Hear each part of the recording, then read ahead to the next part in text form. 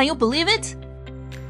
What's holding back an entire mountain isn't reinforced concrete, it's a plastic mesh. Many people, seeing it for the first time, think, isn't this just plastic? It's so soft, can it really hold back soil? But the reality is, it's already widely used in highway and slope engineering. So how does it do it?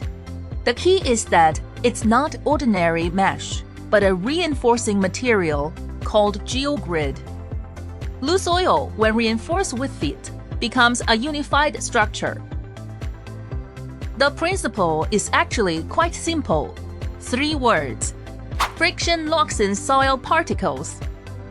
Interlocking prevents slippage. Stress distribution prevents pressure concentration.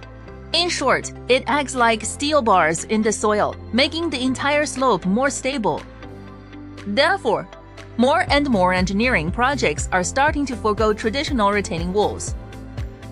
Because compared to concrete, it has 3 advantages: lower cost, faster construction, and more durable, corrosion-resistant.